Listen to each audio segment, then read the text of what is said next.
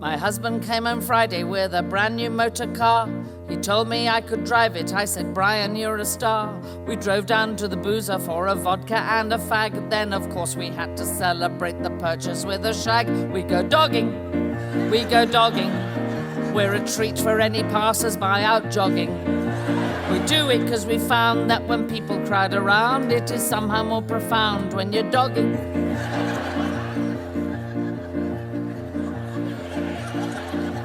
Well, now, some of the older members of the audience might have a little bit of difficulty with this one, but I just say, hang on in there, and I think the meaning will shine through. Bill, how are you doing? Anyhow, if you are still a little bit in the dark at the end, just ask a young person or Google. Just don't take your computer for repair immediately afterwards. Well, we drove down to the far end of the car park back of Asda. A threesome was hard at it in a sporty little Mazda. It made it more exciting as they pressed against the glass. And when Brian got his torch out, you could see right up her ass. They were dogging. Believe me, they were more than merely snogging. But though her cheeks were parted, she spoilt it when she farted, and we wanted to get started on our dogging.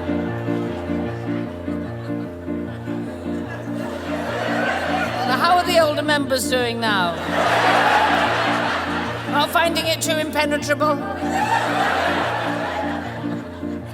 Those of a sensitive disposition, leave now. Well, we rushed back to our car because we were randy as two goats. But being late November, we had on our duffel coats. We should have stripped off first before getting back inside, because disrobing in a smart car isn't easy. Have you tried? We were dogging. We were dogging. In the struggle, poor old Brian tore his frogging. Our apparel was misguided, because when our heads collided, Brian's manhood then subsided, but that's dogging. Well, I admit this was a setback, but I wasn't beaten yet, cause I'm really very handy with my man's beef bayonet. I quickly had his flagpole up, responding to my touch, and the next thing I was upside down and staring at the clutch. We were dogging. We were dogging. The heat was on to stop the windows fogging. Thank God for plastic sheeting. Well, one must protect the seating, cause the fabric takes a beating when you're dogging. Well, by now a crowd had gathered, it was cheering fit to burst, and Bri was close to peaking, though he likes me to come first. My legs were out the sunroof as I really hit my stride. Then Bri abruptly stopped and cried, "The Rosas are outside!" We were dogging! We were dogging! We were so alarmed our arteries were clogging. But we took it on the chin when the coppers with a grin said, "Can anyone join in with your dogging?" As you can imagine, Brian and I were thrilled to bits. I love to feel a copper's truncheon in between my tits. My ecstasy was mounting, I was feeling so alive, when who should wonder by but a bloke from Channel 5. He likes dogging! He likes dogging!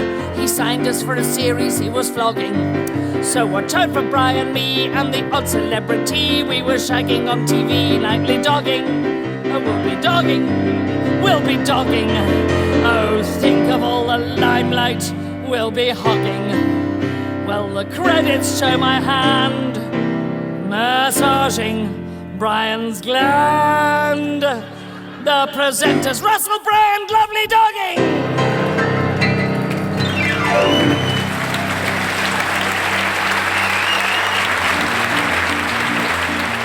Those of a sensitive disposition, leave now.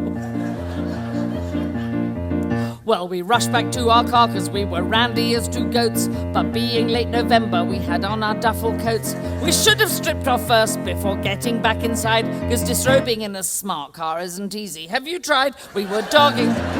We were dogging. Absolutely wonderful. I mean, they're so clever.